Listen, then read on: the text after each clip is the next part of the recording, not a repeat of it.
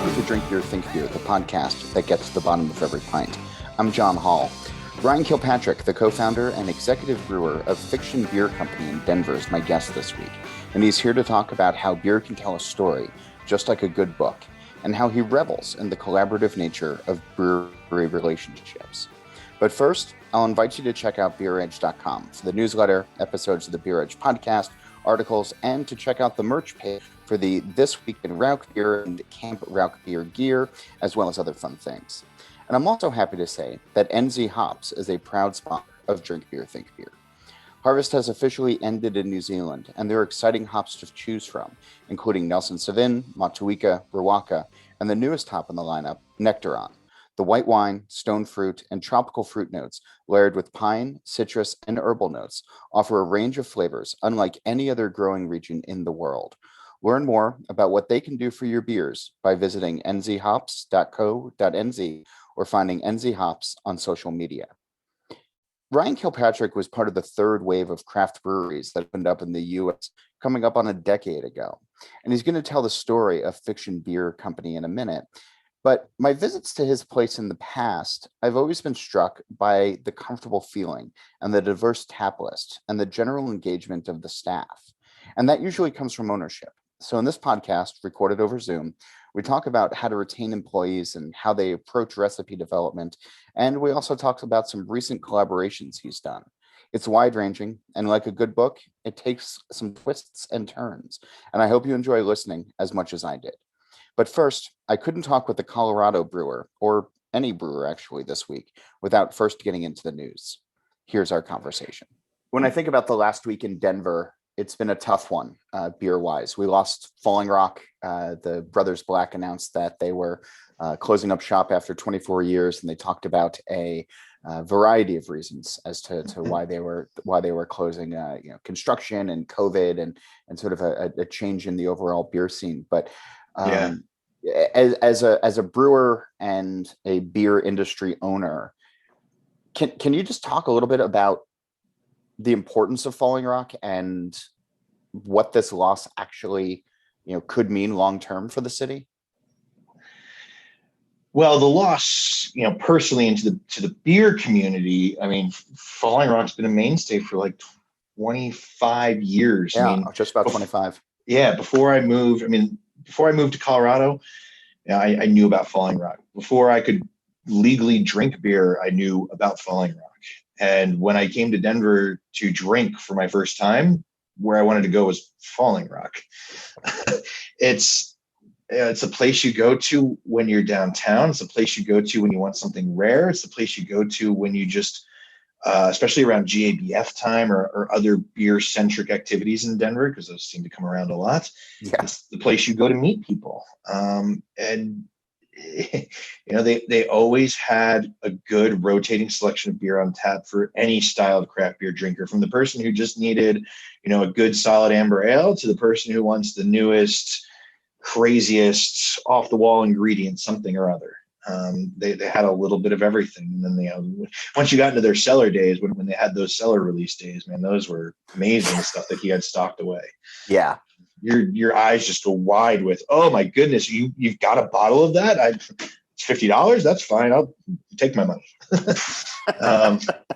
They taught so many people how to drink craft beer, and the loss of that came, as a shock. It was sudden. Obviously everybody's been struggling this last year. Everybody's been doing it what they can. When COVID first hit and restaurants were shut down, they were shut down right away. And then as soon as they said, okay, well, now you can do a little delivery stuff, they started crowlering some of their beer just to get it out, just to stay alive, to pay some bills. But the way COVID hit, downtown was devastated. It was demolished. There was nothing going on down there. And so, they say that wasn't everything. As a business person and knowing how it affected us, it had to be 10 times worse for them. That's got to be a big part of it. But yes, the construction that they've had down there. Downtown's always going through these growth cycles and new buildings going up. But right where they are, there was a big construction project that was rerouting traffic, and so it was hard to get to them. And people like Falling Rock, but if it's too difficult to get to and you got to park 20 blocks away and you don't have that much time anymore, well, then now you go to whatever place is next closest to you. Yeah. And then, yeah, unfortunately, we were probably part of the problem too. We were part of sort of, I guess, the third wave of brewery openings in the country. Kind of the first one in the 90s, and then second one in the early 2000s, and then big boom here in the late 2010s sort of area. And we went from less than a dozen breweries in Denver to 50 breweries in Denver in a matter of a couple of years, and it's the same couple of years that they had all that construction going on around them. Yeah. It's just it makes my heart ache for Falling Rock and everybody else too. I mean, it's awful. We were fortunate enough to be in a position where we were able to weather the storm, and we were able to keep our employees employed, and we were still able to do enough to go business to keep things in the red, but in the low red. And yeah, I mean, just I can't imagine what they had to go through to make that decision after everything they've done for the community, after all the events that they sponsor. I mean, they're Falling Rock's part of everything in Colorado that's beer related. They really are. And so what happens next, I don't know. I was out there last week. I made an impromptu trip. I heard from some folks that there was going to be a gathering at Falling Rock on the Wednesday before they closed. They've been closed. They made the announcement, I think, on a Saturday night, and they said, we're going to be closed in the next couple of days. We'll be open on Wednesday. And some folks reached out to me, and so I jumped on a plane, and I was out there on that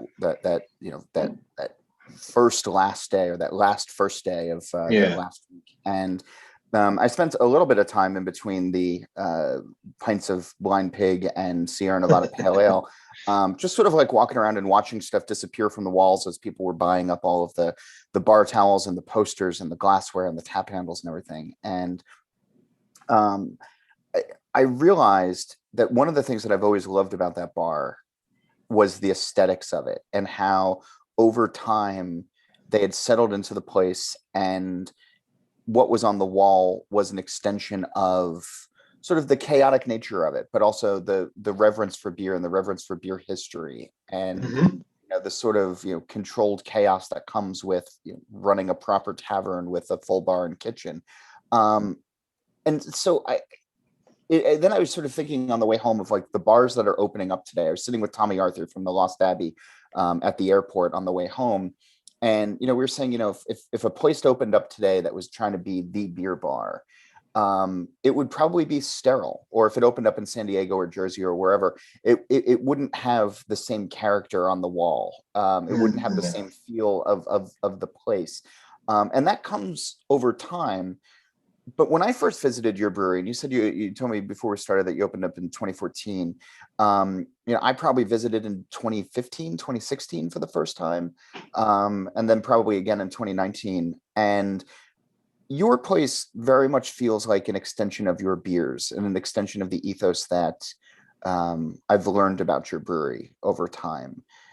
And so I wonder how much thought you put into that early on, or if it's something that you've sort of eased into with, and we'll talk about pints in a minute, but just I'm curious about the nature of it was your not four walls. Yeah, it was not part of our pen to paper business plan originally. We had a random brewery name in there. My home brewery name is what we had in the business plan originally, but we knew that wasn't going to work. We didn't want to do that. What was your home brewery name? Black Whisker Brewing. Okay. Gets harder to maintain the older you get, my friend. Yep. So we knew we were going to plug something else in there, and so my wife and I were tossing around ideas, and what we really wanted to do was make it an extension of us. It needed to fit our personality and be who we were. We weren't trying to be somebody else. Actually, the impetus came from my wife. She sent me a text message one day, and I've got spreadsheets of names of breweries and all sorts of stuff. And she sent me a text message. Well, what about Fiction Beer Company? Or she might have said Fiction Brewing Company to begin with. I think I shot back with Fiction Beer Company. It just sounded cleaner. But yeah, she sent that over, Every and it good was work like, of fiction needs a good editor. it was exactly. And so we shortened it down, made it succinct, and I immediately shot back because this is like 2012. And it seemed like at that time, every other week, there was an article about some brewery getting into a lawsuit with some other brewery or a winery or something over trademarks and naming rights. And it was like, okay, well, hey, we can avoid all that by we'll pull our inspiration from all of our favorite books, and we'll just use language to create the names of our beers rather than, you know, having tongue-in-cheek names or things like that. So that's what we set out to do, and really the brewery itself evolved from there, and every part of our tap room right now was there from day one. Well, you've probably seen we've got like the book quotes about beer in our tables from authors Sure. and stuff like that. We've got the little free library, the wall-to-wall books, and the bar is made out of books, and our beers are named after books. I mean, all of that was all part of the plan once we solidified what the plan was. And so we wanted it to be a very succinct extension of who we are. My wife is a big book dork. I am a big beer geek. I like books. I read books. She loves books and reads a lot more than I do. And she likes beer, but I love beer. And so we kind of just put the two together. And when we wanted to do that, we wanted to make sure that the tap room fit that as well. And so, yeah, over the years, it's the thing people remember most about us is, oh yeah, I've been to your tap room. You've got that bar made out of books. I love that place. The beers are good. Thanks. every time I hear that, it just gives me such a smile. Well, and that's sort of the interesting thing. You mentioned, that maybe being a tap room was part of the, could have helped move Falling Rock along to where it is these days. And there's no shortage of brewery tap rooms in Denver and or in Colorado. And I know Chris Black, Falling Rock owner, made a thing about some of the other breweries from outside of the city opening up tap rooms nearby and sort of taking away. And that's a whole other episode for later on. But sure, when there are new breweries opening up all the time, when there is so much choice in the city, do you think early on having an identity in books, something that you can sort of, like I think of like True, like where they were the heavy metal brewery, quote unquote, for a while, and I guess still are. And there's been others that have come up that have rallied again or rallied behind something else,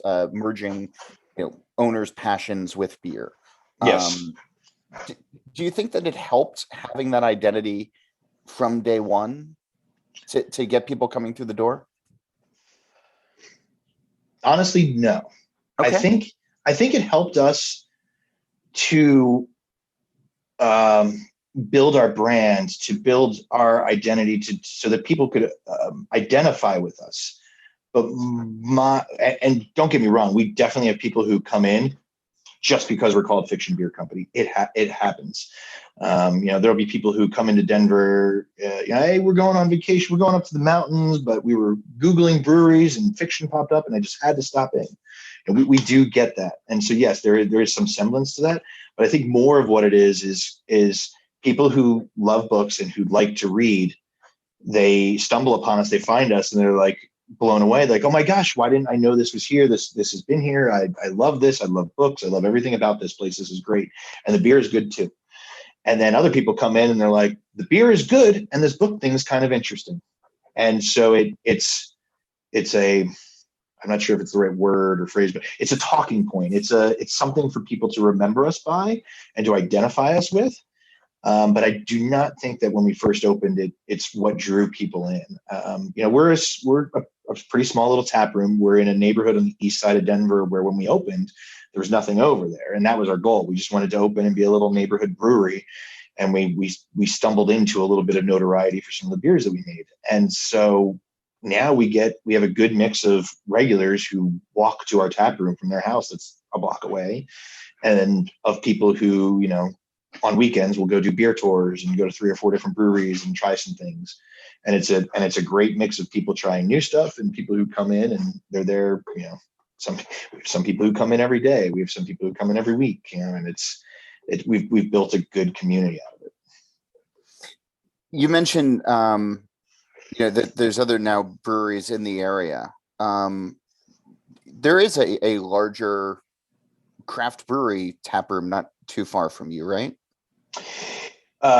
Station 26 is the one that comes to mind. Okay. Yeah, so they're on the same street as us. They're just 2 miles north. Yeah. And so they opened up. They were not on our radar as a brewery in the works or anything when we started this out. And they came in and were able to get open in a much quicker time frame than we were, and opened about nine months before us. Okay. But we had started our planning and all that, before they were in there. But yeah, so they're on the very north side of the neighborhood we're in. We're on the very south side, so we couldn't be further apart as far as our local neighborhood's concerned. But we moved in after them and opened up after them. But even since then, there's been another 4 or 5 breweries that have opened up in the immediate area. Is there is there,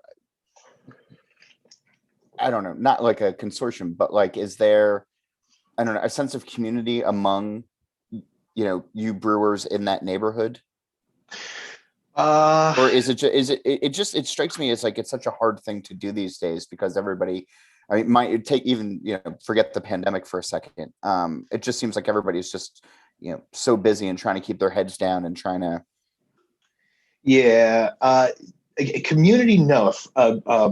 Mutual respect, yes, absolutely. Like, we know Justin very well from Station 26. One of our old head brewers is their head brewer now. We know them very well. If we need something, I can reach out, and if they can do it, they're happy to help. Same thing, there's another brewery that opened up not too long ago in the middle of the neighborhood, kind of halfway between Station 26 and us. Long Table Brewing, and same thing with them. I mean, when the pandemic hit, they were a huge help to us. I mean, we were going through 1,200 crowlers a week in to-go crowlers, and everybody was doing that, and you couldn't get cans from Oscar Blues. You couldn't get the crowler cans. It was hard to do. So they loaned us some while we were waiting for more to come in, and then we had to loan them some while they were waiting for more to come in. And it's things like that, and if you need help, there's friends there to help. But to your point, we're all a little too busy for community. At least I am. And us at Fiction, we are. I mean, I don't think everybody is, but we kind of do it to ourselves. When it comes to, though, breweries in town, what I've really enjoyed is everybody seems to be, or not everybody, but the ones that sort of I start to pay attention to and that get to my my level of understanding are the ones who are kind of going their own way and trying to put out beers that are representative of their brew house likes, as opposed to what they think Untapped or the Beer Nerds or whatever is going to dictate that they put out. What's your approach to what goes on tap at the brewery? It's a great question. Man, that was like a cackle of a laugh. My goodness, it's strap in, kids. Yeah. Our approach is typically, hey, we need to brew something next month. What do we feel like brewing? What do you want to drink next month? I'll rewind back for a minute. So we were the first brewery in the state to brew a New England style IPA, and one of the first to get recognized for it. And we've become synonymous with that. So we almost always have one of those in tap. So it's like, all right, this beer's this New England style or hazy style IPA is about to kick. We need to put another one on tap. What's it going to be? But we change it. We play with new hops. We play with new processes. We change some of the grist. And so we don't have, and we haven't had for a long time, a set, here's our house beers. A lot of places, they'll have their pale ale and their stout and their wheat and their amber and stuff like that. And it's the same beer, and they always have those. We don't have that. and it's mainly because of our size and our capacity and our ability to make new things. If we could have beers on all the time, we probably would, but we want to have fun. We're brewing to have fun and to try new things, and so we play around a lot. We experiment. We see new hops. We try those. We try different things, and so if one of us has a flavor idea or something we want to do, we'll do it, and we'll have the conversation of, hey, this is a great idea. I love the sound of this beer. It's not going to sell, but let's do it. And we'll plan to have it. Well, wait a minute though. I mean, like that sounds, really nice, but like you still have to keep the lights on and pay the employees and everything. I mean, absolutely, you can't be that cavalier about it. That's why we can't do those all the time. Okay. It's okay. Hey, we're stocked. We've got our IPA on tap. We've got a good mix of beers online. We've got a tank that's open. What do you want to brew? What sounds fun? And we'll go around and it'll be something. I might have an idea I want, or Dan, our head brewer, might have an idea. Brandon, our assistant brewer, might have an idea, and so we'll go down that line. And if we've got the tank space for it, and we've got the time for it, we'll do it. I mean, we brewed we recently brewed a Vienna lager, which is a style that I love, but is not a style that sells well in a tap room typically. No. And so, but we wanted to do it, and we hadn't done one before, and so it's all right. Let's do it. And, that one's a little easier because it's a lager, so it will age really well. So if it takes 6 months to sell it through it instead of our typical 3 months, we're okay with that. Now, if we brew an IPA and we can't sell it in 3 months, we've got problems. Different story. So, we try to keep certain styles on. We'll always have that hazy, but sometimes it's a single, sometimes it's an imperial, sometimes we have both. Sometimes it's fruited, all those different variations you can get into there.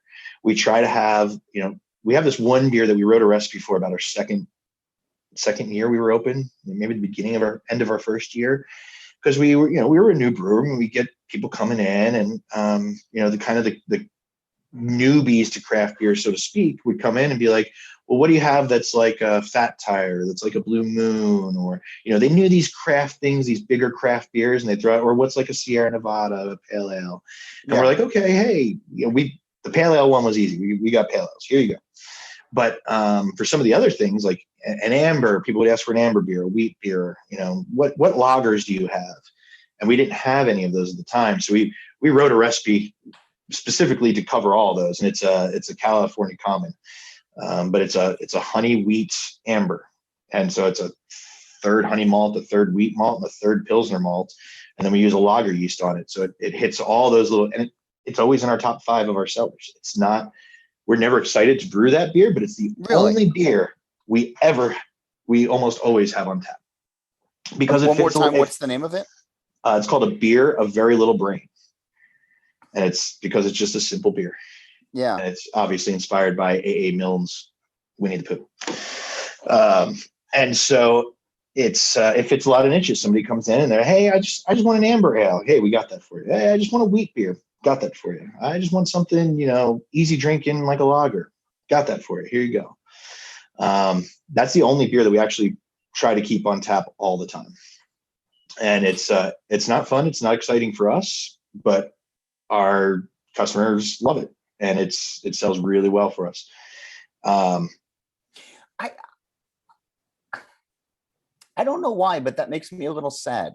That like, here's a beer that sells well for you. Here's a beer that ticks so many boxes, and I mean, really just sounds creative. That like, you're melding all these sort of different styles, and in an age when styles don't like really exist anymore. Yeah, something that can tick a whole bunch of boxes. But that you're not excited by it, just kind of, I don't know, that just hurts a little bit to hear. I'll correct that and say we were excited about it when we first brewed it, because it was a creative combination. It was, hey, look, we can do this. We can make this all into this one thing, and it's such a great universal beer for people who are looking for something simple. But now it's been 6 years, and when it's time to brew that beer, it doesn't take long to brew it. I mean, we can actually turn that beer around in about 2 weeks. It's best at about 4 weeks and later, but it's still very tasty at 2 weeks. So it doesn't get a full, traditional cold storage lagering.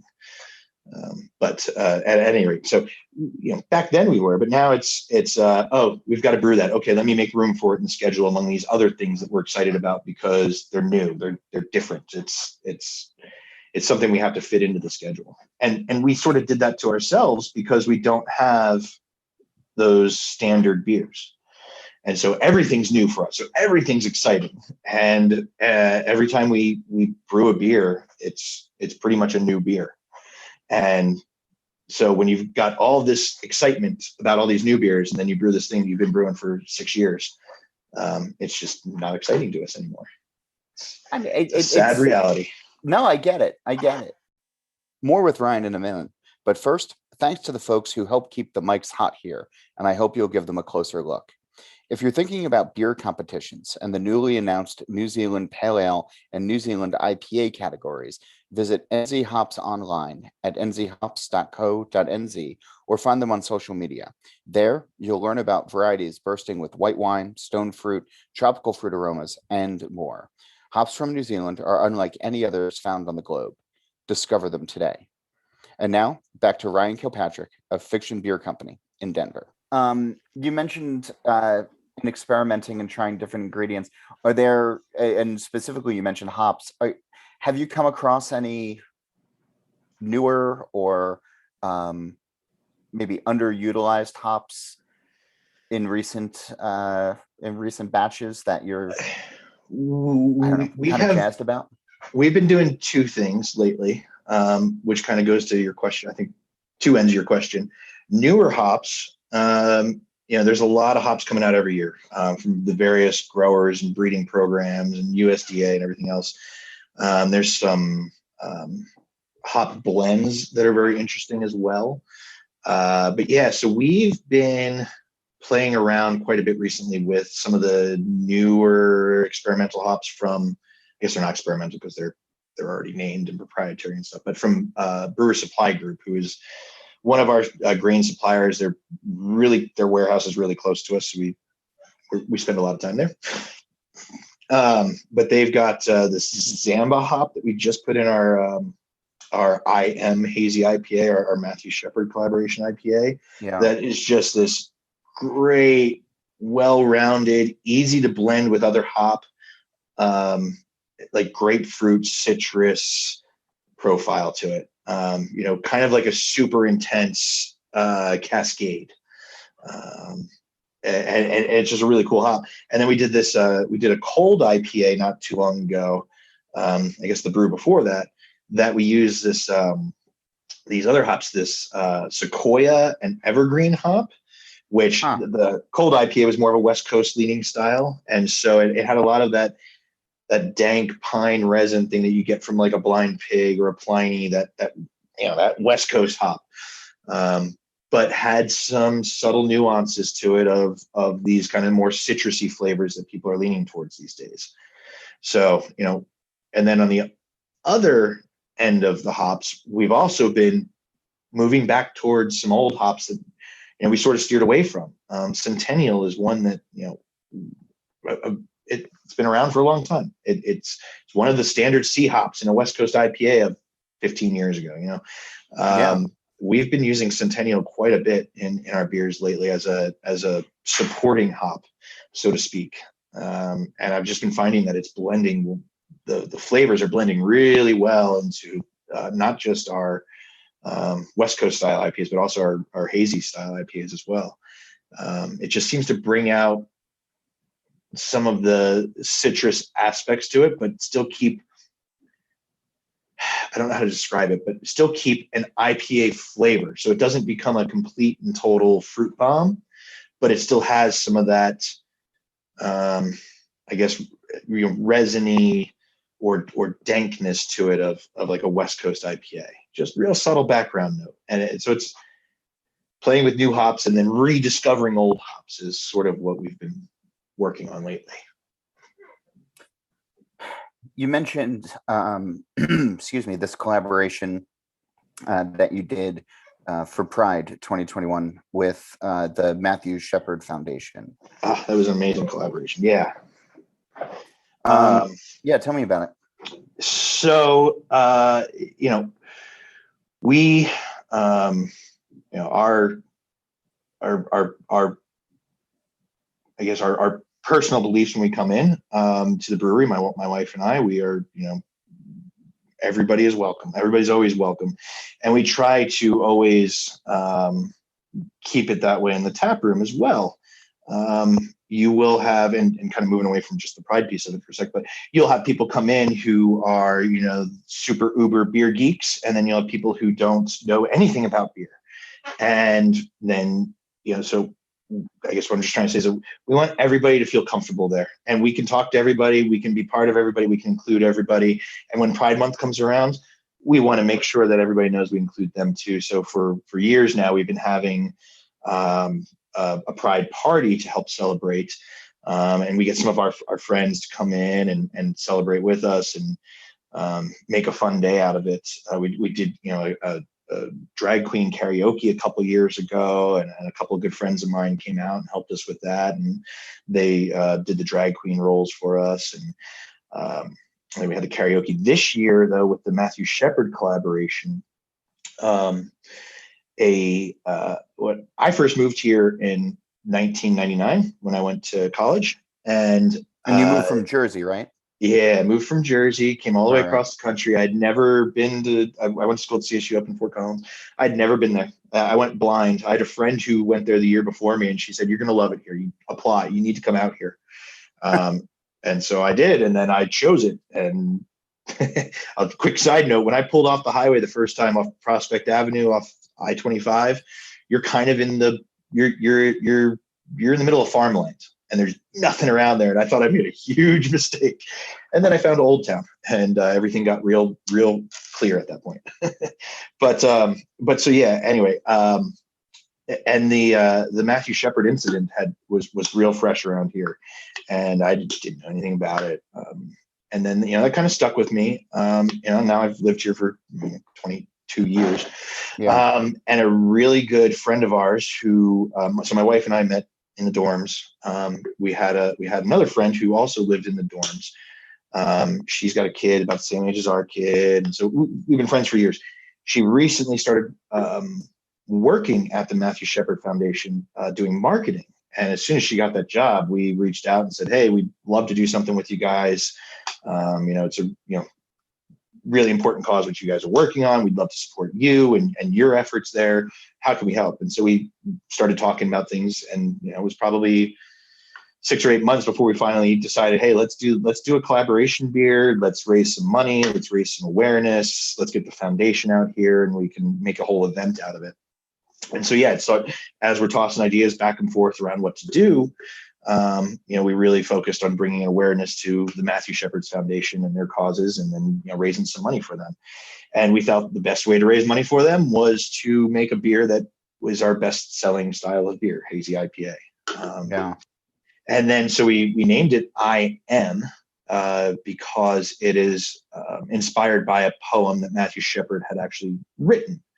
And we put the poem is on the front of our can, and you can read through it, but it's really just about understanding your own identity, understanding who you are, and being comfortable with that is the gist of the poem.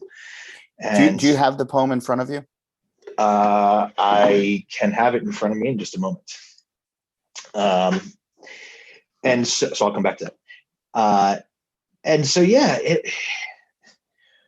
when we get to work, certainly with friends, but work with organizations in our neighborhood and in our community that can help spread a good message, it's one of the best things that we get to do. It's the most exhausting thing we do. Doing collaborations is no joke the most exhausting part of running the brewery. It's just they always take a lot, and we love doing them, and we do a lot of them because we like doing them. We like working with other people. We like getting other ideas. We like spreading good words. And so with the Matthew Shepard Foundation, this was a chance to raise money. I mean, we raised around $3,000 between our release party, and then we're donating $1 from every pint and $1 from every 4-pack that we sell. So we've raised about $3,000 for them that we're going to get over, and their cause is just to help the community, help the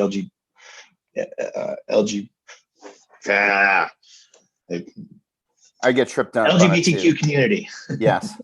Thank you. And help them, more of that community be comfortable with being who they are, being I am. And so the I am poem, I have it right here. So it's I am sensitive, I am honest, I am sincere, I am not a pest, I am my own person, I am warm, I really am funny, nice, hopeful, energetic, giving, understanding, sometimes selfish, sincere, generous, irritable, gay, cute, interesting, intelligent, poor, humble, and outgoing. I am Matthew Shepard. And that poem really helped us, to understand exactly what Matthew Shepard Foundation is trying to do. And for me, the most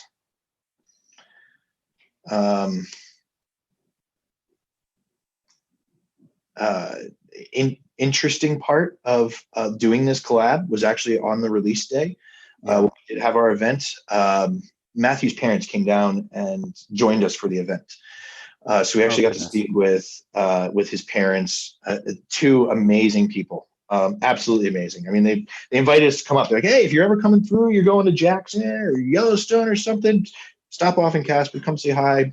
You can stay with us. Just the most kind, heartwarming people that you could meet.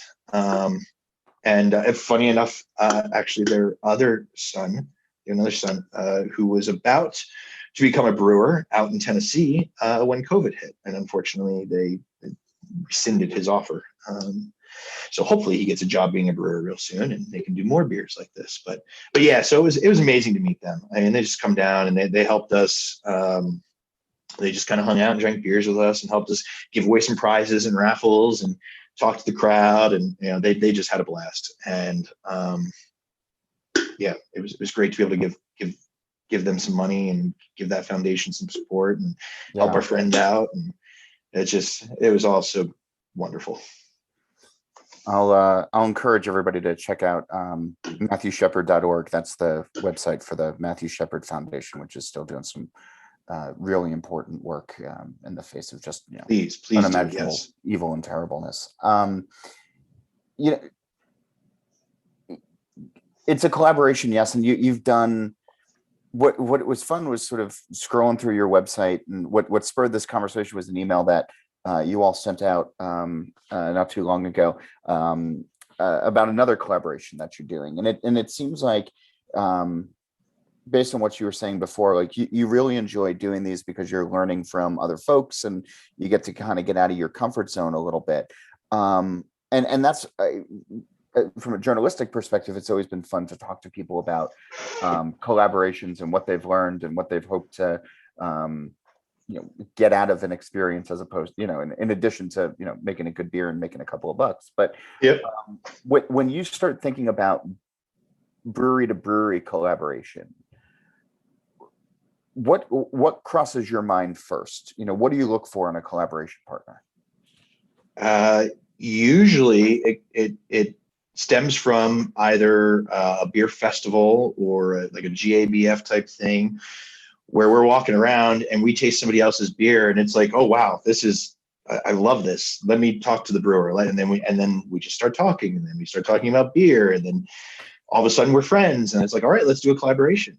But we also haven't had beer events or GABF or anything in like 2 years now. So no. Are you just working your way through a backlog now of folks that pre-COVID? So to speak. Yeah, absolutely. I mean, we've got so many people we've reached out to that we want to do collabs with that, timing's not right, or, beer's not right, or, whatever the case might be, where we don't do it. And so we come back to them and it's like, hey, maybe now's the time to do it. I was trying to get a collab going with somebody here in Denver recently, Bayer Brewing, and reached out to them and like, yeah, let's meet next week. And then some things happened in our personal life and we got sidetracked and it wasn't going to happen anytime soon. So we'll come back to that one later. But yeah, we really try to look for people who have like-minded sensibilities, who like to try different things, who do things that we're interested in doing. And there's so many of those great breweries out there. So yeah, working through a backlog, but I'd say honestly, a lot of the collabs we've done in the last year have been ones that are kind of outside of the brewing industry. Like the Matthew Shepard one, the one that you were just mentioning that we talked about. We actually collaborated with a coffee company on the beer. Do a coffee IPA. Yeah, so just style after my own heart. Yeah. Well, it's a barrel aged, cold brewed coffee IPA. So it kind of takes it to another level, which I can't wait for people to try it. And some people are going to love it, some people are going to hate it, and I'm totally fine with that. But I'm just really excited for it to have been made and be putting into cans literally as we speak right now. So yeah, without the festivals and stuff, our log of people we want to collaborate with has dwindled as we've kind of chipped away at them. But festivals are starting back up here in Colorado. I've probably got a half dozen invites in my inbox right now that I've got to respond back to and try to figure out. The problem is we're short staffed, and we can't get to festivals as easily as we could a year and a half ago. Are you experiencing the same staffing shortage that a lot of folks are talking about these days post-COVID? Or not, I hesitate to say post-COVID, but as things appear to be waning. Yep. Since the before times. Yes. Yeah. We kept all of our staff employed throughout all the shutdowns and everything. And then just really in the last month and a half, we've had some turnover. Some of our staff went back to school. People are starting to think about things more, stuff like that. So, we've had other people move on to, other non-beer related jobs, that sort of thing. And so we've had to go back out and hire again. And we typically don't have a lot of turnover. So whenever we do hire, it's a lengthy process because we want to make sure we get a good personality fit for our tap room and our customers and us. And so there's a lot to go into it. And so we have been looking for people, and we still have one spot left to fill, but we were able to fill the first two, I want to say, relatively easily. We had a handful of interviews and found, basically a candidate each time that we liked, and they accepted the position. So that worked out well. But tap room staff is, I think, a little bit easier than, say, wait service staff right now.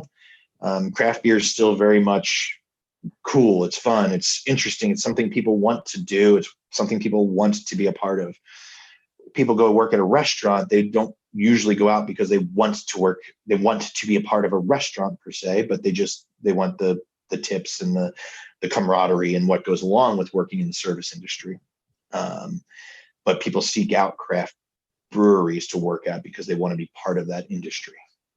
So I think we have a slightly easier time than a lot of businesses right now who are experiencing these staff shortages.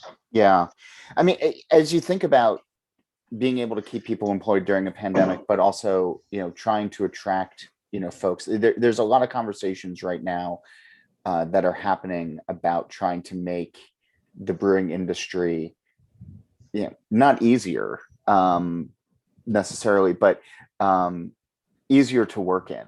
And, trying to pay people living wages, trying to, retain talent, but also foster talent in folks who want to do stuff and maybe not get burnt out, too easily or too quickly. Yeah. It sounds like you've put a lot of thought into trying to foster that within your own four walls. We think about it a lot with regards to, our staff is our family. We're small. I mean, we have 7 employees. I mean, it's very small, and it's a family. So we try to take care of them as best as we can.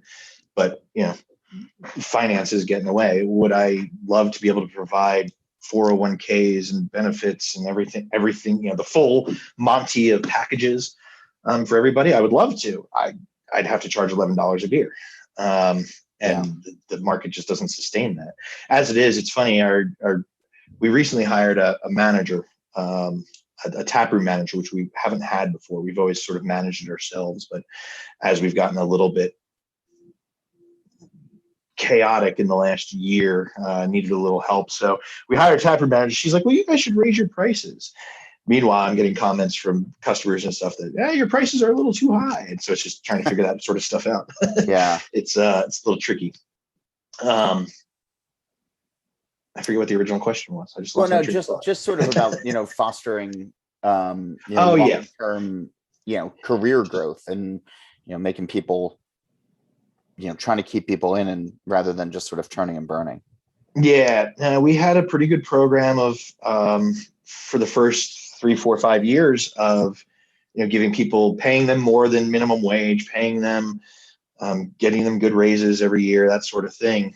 And then Denver accelerated that program for us, so we haven't been able to do it on our own because the city and state have been doing what we were already doing. So we probably would have done it anyway, but as far as like giving raises and things like that, and advancement, like, yeah, our brew house is really where we foster people.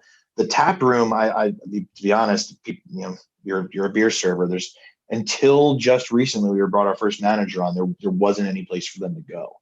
Now that we've put this management layer in there, if that person were to leave, we'd have our server staff right now that ideally one of them would be able to step into that role and would be able to take on that responsibility. So that's always my goal. I would always love to bring people in from outside, or bring people in from inside, not outside. But the brew house is where we've really we're sort of a brewer farm at this point. It seems like our head brewers seem to stick around for about 1.5 years, 2 years, and then they move on to something else, which I get. We can do about 1,000 barrels in a year. Everybody who's left us has gone to brew 10, 20, 30,000 barrels in a year. So it's just their upward mobility at that point is going to a bigger brewery. So I completely understand it. There's got to be a frustration, though, of just being the farm team sometimes. Yeah, there's absolutely a frustration. I mean, Brittany, who recently left us, she was amazing. She started out as an intern with us, and then became an assistant brewer, and then became a head brewer, and so she worked her way up. I still consider her part of our family. We don't get to see her as much anymore, but she put her heart and soul into that place for the years that she was there, and I don't hold it against her at all that she wanted to go do something more. And I get that, but yeah, it's frustrating. You can't lie about that. But it's business, and it's when you've got people, they've got their own lives and they're on their track, and they've got their train of thought and things that they want to do, and then who might have stopped them from doing that? I want to support that. I want to help them do those things. Just give me some time so that I can make sure that it doesn't disrupt our business too much. That's all I ask. Yeah. As you think about business disruptions, COVID is still looming large, and I think will be for, in all aspects of our lives for the foreseeable future. This is a shared traumatic event for a lot of folks, but more than a year in, 1.5 years into it now, and things reopening and people starting to, crave normalcy or force normalcy, and vaccinations are doing, good, not great. They could be better. Go get your shots if you haven't gotten your shots yet, dear listener. Indeed. But what are you starting to realize now, with a little bit of time, with a little bit of space? What are some of the the lessons you're able to take out of this that you think can propel you forward? So there's a couple different aspects to that. One, there's the business side of it, right? Kind of the financial and admin side of it. So it really, really scared me at first when we were told we had to close. It didn't sit in my mindset that there would be something that could happen that would force my call it free market capitalism business to be shut down. And I wasn't prepared for it. We were fortunate that we were in a place where, as financially as a business, where we were able to sustain, but technologically as a business, we adapted. I mean, we were never closed for a single day. the night that we were told, we can't be open to the public anymore, rebuilt our website entirely to do online sales and have to-go sales. Then they told us we could do delivery, rebuilt our website again so we could do delivery. And it wasn't, ideal, but it was functional and it worked.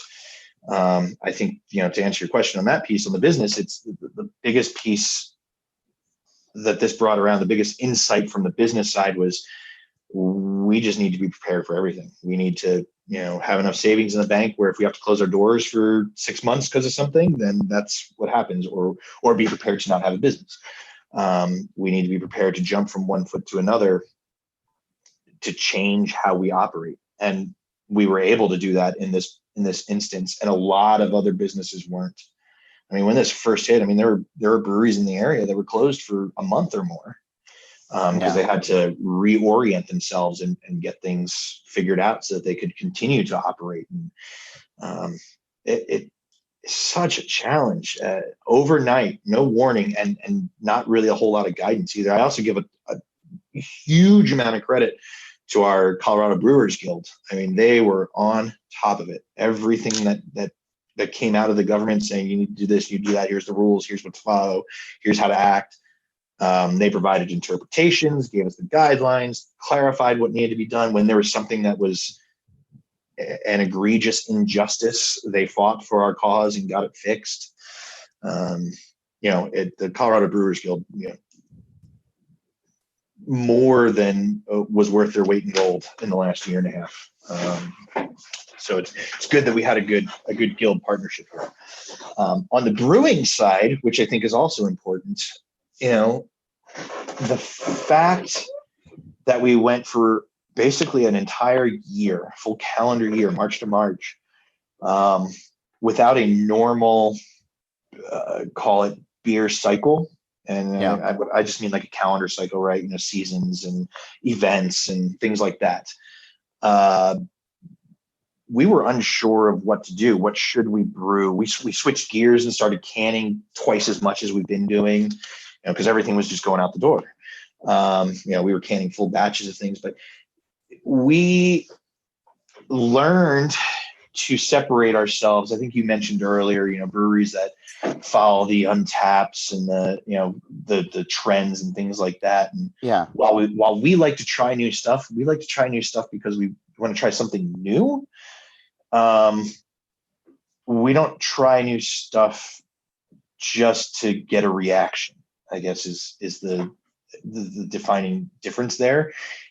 I used to check Untapped every day. I'd look at our beers every day and see how they were doing and kind of monitor the progress and get excited when we ticked up another point, another 100th of a point or whatever. I completely stopped that. I separated myself from that, and it has been very freeing not to be so beholden to that and wondering. Now, there's pluses and minuses to that, because Untapped is also a place where I'd go and I'd find out, hey, one of our cans was oxidized. There was something wrong. There's a quality control issue. That's a lot of times where I find those issues. People don't report them to us, but they'll put it up on social media somewhere and I'll see it. And then I'll reach out and I'll ask them about it and follow up and try to make it right for those people. But it's something we need to know for ourselves too. If we've got beer out there that's not right.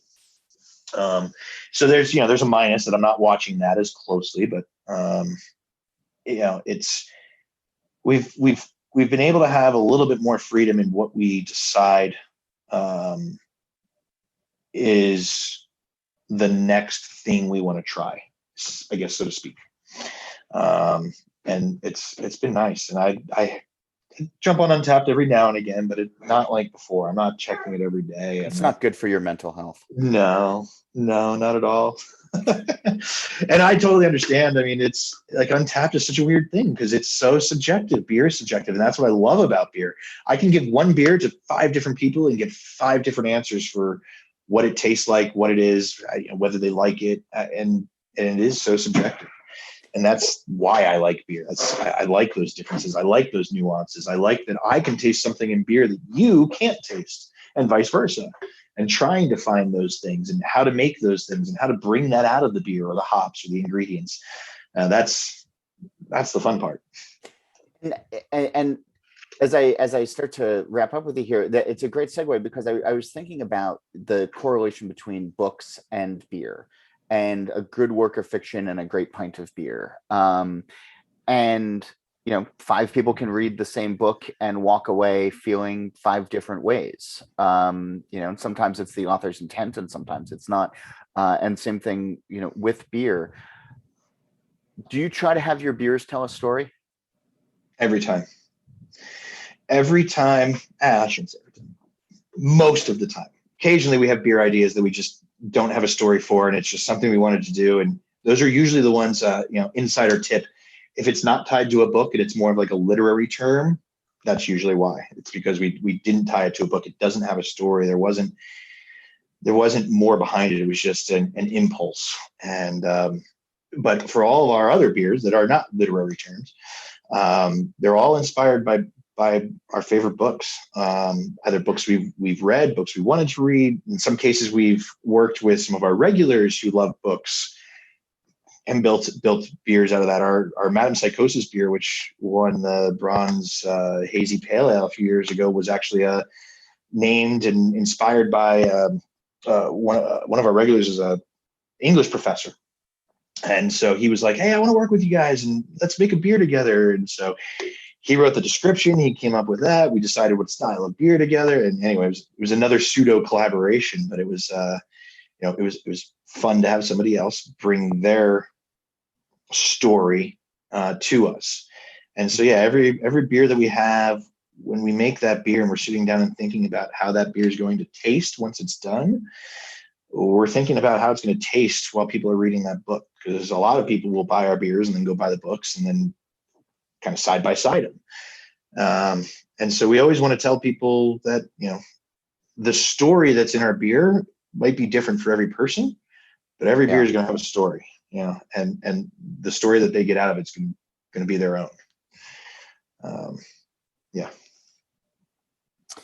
Well, I like that you're still writing your story, and that you're helping book sales along, which is critically important, especially from my industry. So thanks very much. And I'll encourage everybody to go visit next time they're in Denver, or if they're in Denver and haven't been for a while, to go check it out again. But Ryan, thanks for taking the time today to talk, and we covered a lot. So thanks for your time. You're very welcome, John. And if I could throw in one more plug, people can get our beers also through Beer Drop. It's a nationwide beer delivery service that's based here in Denver, and they ship our beers all over the country. So if people listen to your show and want to get some fiction beer, they can order it through Beer Drop. What a time to be alive. I know, and right? And when you're ordering those books, make sure you're going through the independent booksellers. Absolutely. Go to your local bookstore. Yep. Thanks, Ryan. I appreciate it. Hey, John, it was great talking to you. As I mentioned during the show, we're wrapping up Pride Month. And so another reminder to check out the Matthew Shepard Foundation to learn more about the good work they're doing, not just in June, but year round. And before we go, I'm happy to say that NZ Hops is a proud sponsor of Drink Beer, Think Beer. Harvest has officially ended in New Zealand, and there are exciting hops to choose from, including Nelson Sauvin, Motueka, Rawaka, and the newest hop in the lineup, Nectaron. The white wine, stone fruit, and tropical fruit notes layered with pine, citrus, and herbal notes offer a range of flavors unlike any other growing region in the world. Learn more about what they can do for your beers by visiting nzhops.co.nz or finding NZ Hops on social media. And if you'd like to know more about our surprisingly affordable advertising rates and how you can help independent journalism move along, please reach out to Liz Melby. She's on email at liz@beeredge.com to learn more. Also, check out beeredge.com for articles, merch, the newsletter, and more. And also check out Beer Edge on social media at The Beer Edge. And you should join us on Facebook on the This Week in Rauch Beer group to talk about all things smoked beers, and on Twitter and Instagram at TW Rauch Beer. Questions, comments, suggestions, complaints, I'm happy to hear them all. Drop me a line on email. It's johnholl@beeredge.com or John_Hall on Twitter. You know the deal. Nate Schweber, he does the music. Jeff Quinn designed the logo, and I'm John Hall. New episodes of the podcast release every Wednesday, and that's when I'll be back again to drink beer and to think beer.